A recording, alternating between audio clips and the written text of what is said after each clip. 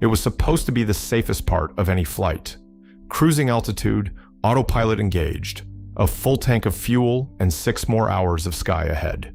At 1:19 in the morning, the captain of Malaysia Airlines Flight 370 said goodnight to air traffic control. 8 minutes later, the plane was gone, not crashed, not landed, gone. And in the 12 years since, every attempt to explain what happened that night has run into the same wall, evidence that simply refuses to fit together. But what if that isn't a failure of the investigation? What if it's the clearest clue we have? Kuala Lumpur International Airport, just after midnight. MH370 is a red-eye flight to Beijing, a route flown thousands of times a year. 239 people board, families heading home, business travelers, a crew of 12. Nothing about the manifest stands out. Nothing about the weather stands out. The Boeing 777 is one of the most reliable aircraft ever built. At 12:41 a.m., it lifts off. 40 minutes later, cruising at 35,000 feet over the South China Sea, Captain Zahari Ahmad Shah, a pilot with more than 18,000 hours, makes his final radio call. Good night, Malaysian 370.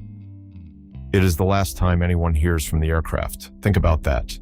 A modern airliner tracked by military and civilian radar, carrying a satellite-connected communication system, and in a matter of minutes, it simply stops being found.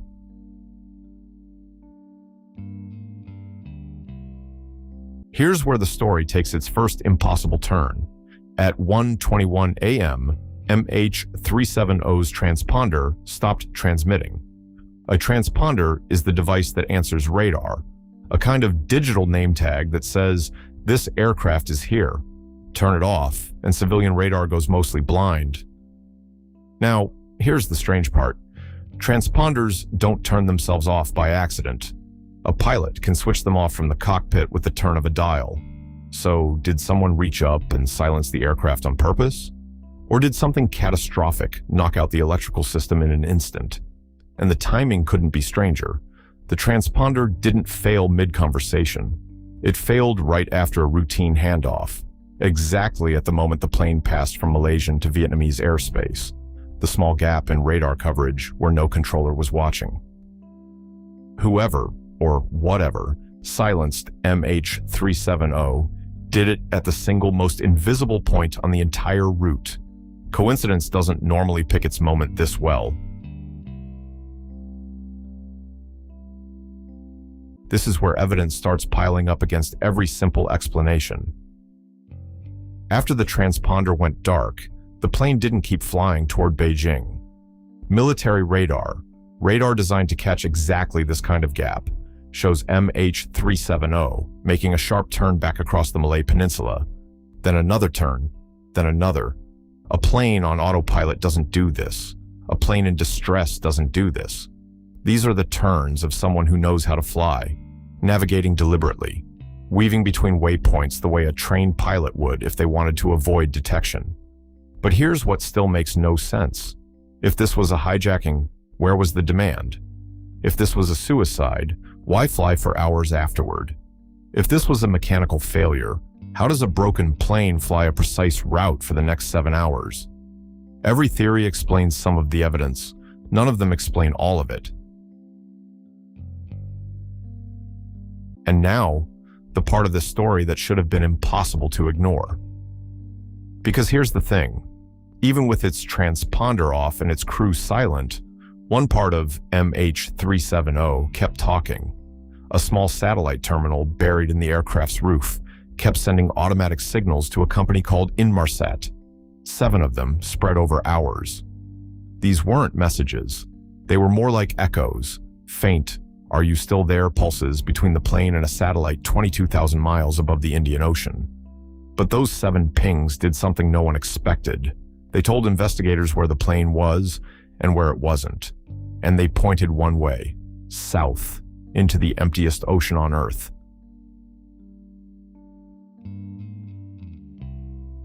Let's slow this down, because it's the closest thing to hard evidence this case has. Each ping contained a tiny amount of timing data. By measuring how long each ping took to travel, engineers could build a series of arcs across the globe, possible positions where the plane could have been. Combine that with fuel calculations and speed estimates, and the picture narrowed to a single, horrifying conclusion. MH370 flew south for hours, away from land, away from any runway, into waters so deep in places that the ocean floor sits nearly 4 miles down. The final ping came at 8:19 a.m., a partial handshake, the kind that happens when a system reboots after running out of fuel. It meant one thing. The plane had stopped talking because it had stopped flying. The search area it left behind was roughly the size of a small country, and the world was about to learn just how impossibly vast empty ocean really is. For more than a year, searchers found nothing. Families demanded answers. Theories multiplied. Some claimed the plane had landed somewhere, a classified military base, a remote island, even another dimension in the darker corners of the internet. But then, in July 2015, a single piece of wreckage washed ashore on Réunion Island, thousands of miles from the search zone. A flaperon, MH370's flaperon, confirmed by serial number. More debris followed. Pieces of wing, a section of door, all tracing back along the currents to the southern Indian Ocean. The ocean had finally begun to give up its secret. But here's what still doesn't sit right. The most important parts of the plane were never found. Not the black boxes, not the fuselage, not the 239 souls who never came home. A few fragments proved the plane crashed. They didn't prove why. And that gap, the why, is where the darkest theories live. The most persistent one points at the flight's own captain, Zahari Ahmad Shah. Investigators found he had simulated a similar route on his home flight simulator, a path out over the Indian Ocean. His marriage was reportedly strained. Some claimed he was politically disillusioned. But here's where the evidence resists a clean story. No motive was ever established that would explain mass murder. His family, his friends, his colleagues, none of them recognized the man being described. The simulator data showed hundreds of saved routes, and the Indian Ocean file was one of thousands. So was it the pilot? Maybe.